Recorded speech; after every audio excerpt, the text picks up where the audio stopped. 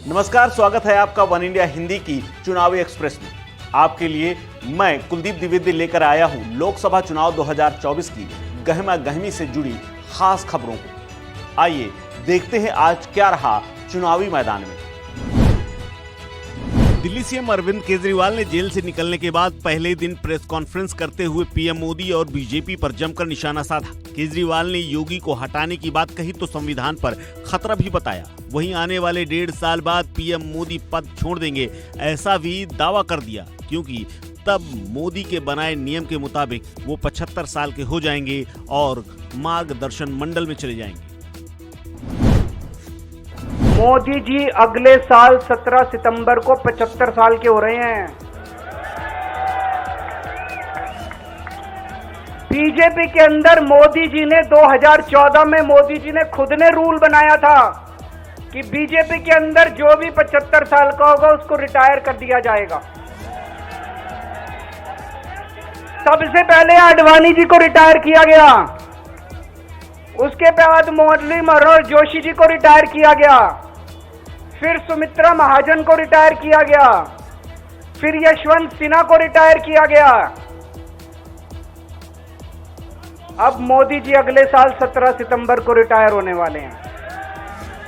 तो मैं बीजेपी से पूछना चाहता हूं, आपका प्रधानमंत्री का दावेदार कौन है? दोस्तों, अगले साल 17 सितंबर तक अगर इनकी सरकार बनी तो उस पे भी आऊंगा मैं। अगर इनकी सरकार बनी तो पहले अगले 2 महीने में योगी जी को निपटाएंगे ये, और उसके बाद मोदी जी के सबसे खास अमित शाह को ये प्रधानमंत्री बनाएंगे। तो मैं लोगों को, देश के लोगों को आगाह करना चाहता हूं, मोदी जी अपने लिए वोट नहीं मांग रहे।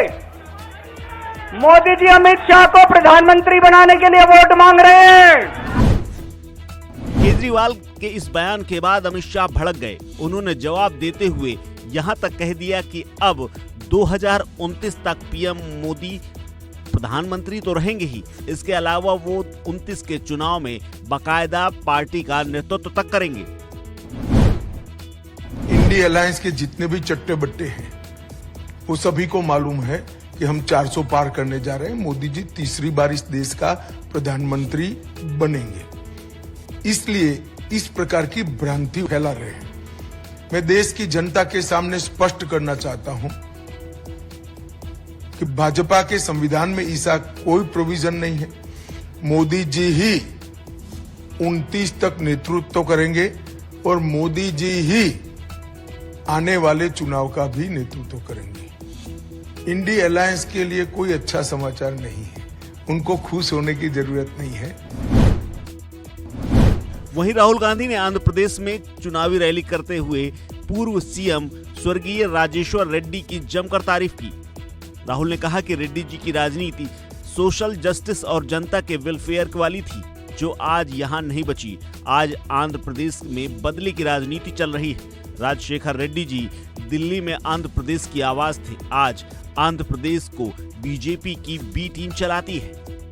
बी टीम यानी बीजेपी की बी टीम का मतलब भी उन्होंने बताया। उन्होंने कहा कि बी से बाबू, जे से जगन, पी से पवन, इन तीनों का रिमोट कंट्रोल नरेंद्र मोदी के हाथ में है, क्योंकि पीएम मोदी के पास ईडी, सीबीआई और इनकम टैक्स है। आज आंध्र प्रदेश में बदले की राजनीति चल रही है। राजशेखर रेड्डी दिल्ली में आंध्र की आवाज को रिप्रेजेंट करते थे। आज आंध्र प्रदेश को बीजेपी की बी टीम चलाती है। बीजेपी की बी टीम का मतलब B for Babu, J for Jagan, P for Pavan. Babu, Jagan, Pavan, BJP. Babu, Jagan, Pavan, BJP. और इन तीनों का रिमोट कंट्रोल नरेंद्र मोदी के हाथ में है। महाराष्ट्र में राहुल गांधी की बहन प्रियंका गांधी चुनाव प्रचार करने पहुंची, जहां पर प्रियंका ने पीएम मोदी पर जमकर निशाना साधा। प्रियंका ने कहा कि नरेंद्र मोदी जी चुनाव के समय मंच पर आते हैं तो बच्ची की तरह रोने लगते हैं, कहते हैं मुझे गाली दी। अरे हिम्मत करिए मोदी जी, सार्वजनिक जीवन है। इंदिरा जी से सीखिए, उस दुर्गा रूपी महिला से सीखिए जिसने पाकिस्तान के 2 टुकड़े कर दिए, उनसे सीखिए क्या होती है हिम्मत। क्या होती है राजनीति। मोदी जी का सम्मान खोखला है, सिर्फ बोलने की बातें हैं, सिर्फ वोट लेने के लिए बातें हैं, कोई वजन नहीं है उनकी बातों में। कहते हैं मैं अकेला लड़ रहा हूं, मैं अकेला लड़ रहा हूं भ्रष्टाचार के खिलाफ। आप पर अकेले कैसे? सारी सत्ता आपके पास है, सारे साधन आपके पास है। आप ही के लोग कहते हैं कि दुनिया के सबसे बड़े नेता हैं आप, दुनिया के सारे प्रधानमंत्री, दुनिया के सारे राष्ट्रपति आपके साथ हैं और आप अकेले लड़ रहे हैं। मंच पे आते हैं चुनाव के समय, रोने लगते हैं बच्चे की तरह, कहते हैं कि मुझे गाली दी, कहते हैं कि मुझे गाली दी। अरे हिम्मत करिए मोदी जी, सार्वजनिक जीवन है, हिम्मत करिए, इंदिरा जी से सीखिए, उस दुर्गा रूपी महिला से सीखिए जिसने पाकिस्तान के 2 टुकड़े कर दिए। कितनी हिम्मत थी, उनसे सीखिए, देखिए क्या होती है हिम्मत, क्या होती है दृढ़ता, क्या होती है वीरता। लेकिन आप उनसे नहीं सीख सकते क्योंकि आप उन जैसे शहीद महान महिला को आप देशद्रोही कहते हैं। यूपी में चौथे चरण का चुनाव प्रचार थम गया। कन्नौज में अखिलेश यादव ने चुनाव प्रचार किया और इस दौरान अखिलेश यादव ने कहा कि समाजवादी पार्टी और अपने लिए निवेदन करने आया हूं, आप लोग सब मिलकर इस बार हमारी भी मदद करना। जो बीजेपी सत्ता में रही उसने महंगाई, बेरोजगारी बढ़ाई, किसानों को तक लूटा है। आपको बता दें कि कन्नौज से अखिलेश यादव लोकसभा का चुनाव लड़ रहे हैं और अब चुनाव के आखिरी दिन उन्होंने जनता से वोट करने की अपील की है।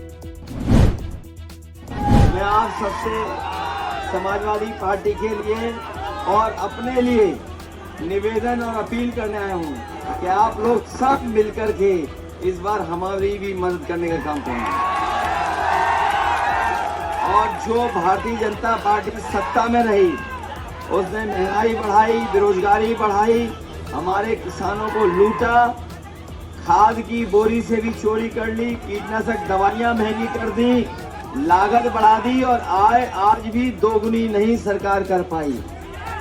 और जबरदस्ती हमारे किसानों से नैनो यूरिया खरीदवा दी जिसका कोई लाभ नहीं हुआ फसल पर। इसलिए ऐसी सरकार जिसने महंगाई बढ़ाई हो, बेरोजगारी बढ़ाई हो, और नौजवान जानते होंगे कोई परीक्षा रही होगी, हर परीक्षा का पेपर रद्द हुआ, पेपर लीक हुआ और ये नौकरी नहीं दे पाए।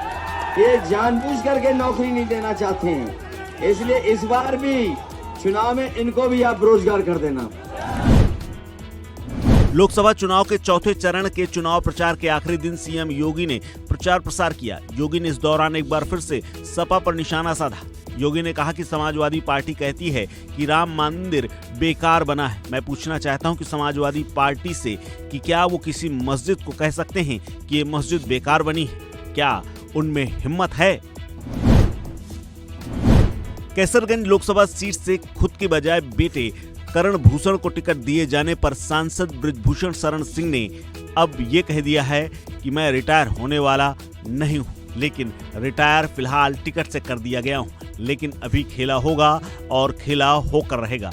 लेकिन अब सवाल ये है कि एक ऐसा कौन सा खेला होने वाला है जिसका जवाब आने वाले समय में पता चलेगा, क्योंकि सांसद की बात से तो ये स्पष्ट नहीं हो रहा, लेकिन बृजभूषण शरण सिंह की जैसी आदत या जैसा व्यक्तित्व रहा है उसके मुताबिक वो सच बोल ही देते हैं। हालांकि बृजभूषण ने एक बात चौपाई से भी कही। उन्होंने कहा कि हुई हैं वही जो राम रचि राखा।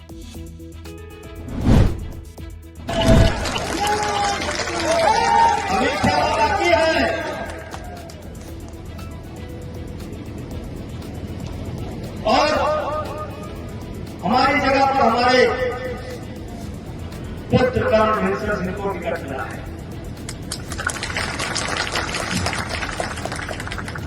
और मैं समझता हूं बहुत आसानी से आप लोगों ने करण भूषण सिंह को स्वीकार कर लिया, बहुत आसानी से। नौजवानों ने तो समझ में आती है कि नौजवानों को नौजवान मिल जाए, कंधे पर हाथ रखकर करने वाला मिल जाए, हंसी मजाक करने वाला मिल जाए, लेकिन बुजुर्गों से ये उम्मीद नहीं थी कि इतना जल्दी ये सरेंडर कर जाएंगे। लेकिन भाइयों, एक सीमा के लिए क्या हो सकता है? कुछ लोग पूछते हैं कि क्या आप पार्टी के निर्णय से खुश नहीं है? हमने कहा एक पिता के लिए इससे बढ़कर के क्या हो सकता है कि अपनी विरासत अपने लड़के को सौंप दे और उस विरासत पर लड़का बने। इससे बड़ी खुशी की बात नहीं हो सकती। तो चुनाव एक्सप्रेस में फिलहाल इतना ही। फिर लौटेंगे नई खबरों के साथ इसी रफ्तार से। वन इंडिया हिंदी को सब्सक्राइब, लाइक और शेयर कीजिए और बेल आइकन को जरूर दबाएं। धन्यवाद।